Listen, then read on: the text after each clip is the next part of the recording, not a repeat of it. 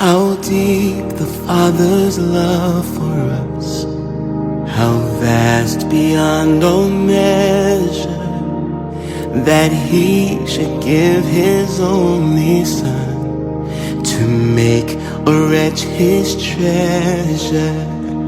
How great the pain of searing loss, the Father turns His face away, as wounds which mar the chosen one bring many sons to glory.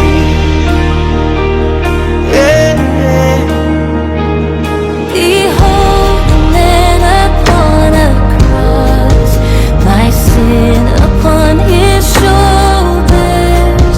Ashamed, I hear my mocking voice call out among the scoffers. It was my sin that held Him there until it was accomplished. His dying breath has brought me life. I know that it is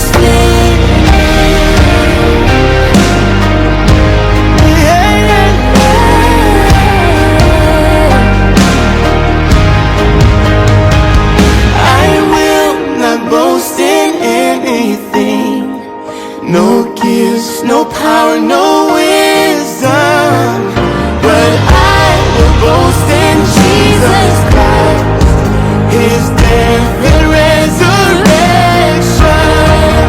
Why should I gain from His reward? I cannot give an answer, but this I know with all my heart: His wounds have paid my ransom. Yeah. No love is deeper, no love is wider or stronger than the Father's love. Oh, oh, oh, oh. No love is deeper, no love is wider or stronger than the Father's love. Hey. Oh, oh, oh, oh. No love is deeper, no love is stronger than the Father's love. Hey. Oh, oh, oh, oh. No love is deeper, yes, no love is stronger than the Father's love. Why should I gain from His reward?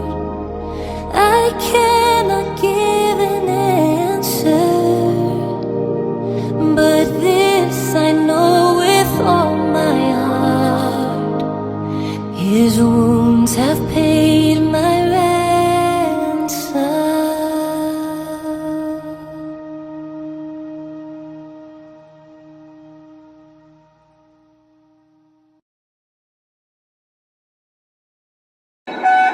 I will tell you how to make rice pilaf.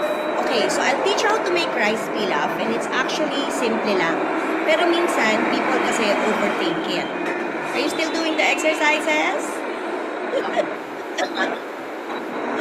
Okay, so first you need rice. Mga 4 cups of rice. Usually basmati, pero mahal yon. So wag na.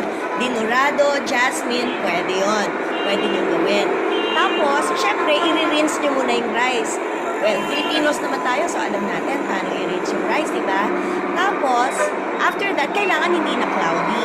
Then you prepare your onions. One onion is enough. Pwedeng white, pwedeng purple. Then you mince it. Pag sinabi mong mince, kilo yun. Pagkatapos nun, hanap kayo ng pot. Pwedeng yung parang size ng rice cooker pot. Tapos, iaano nyo yun. I-sautein nyo yung onions sa oil. Dapat, pag sinutein nyo yun, dapat yung translucent na siya.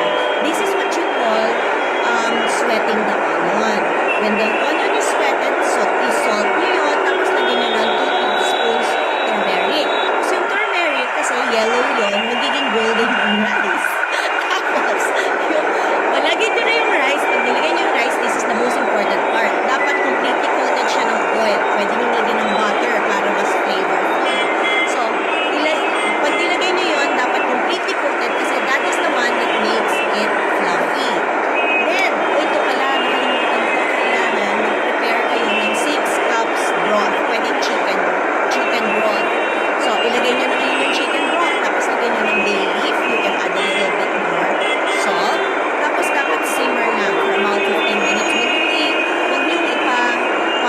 oil. So, mga 15 to 20 minutes gawin nyo na, di ba? Ay, i-check nyo na.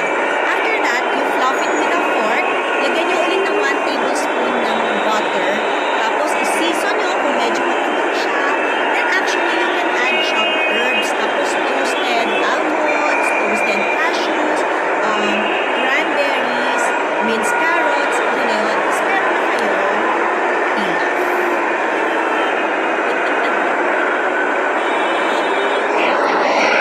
Okay. Wala yung sound. Thank you, Jacqueline. Kumusta kayo? Migraine. Stress. Parang nahihilo kami. Migraine. Pinagpawisan ako. Parang nawala po ako sa sarili. So, Yeah. una, humihingi po ako ng patawad. So, sana hindi kayo galit sa akin. O, inhale, exhale muna tayo.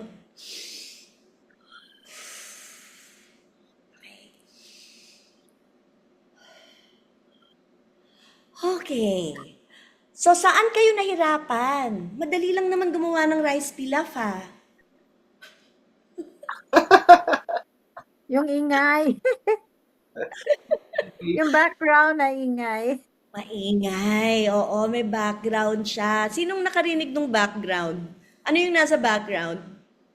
Parang busina. Street traffic. Oo. Static. May static din. Okay. How about the finger exercises? Madali lang siya, ha? Hirap ah.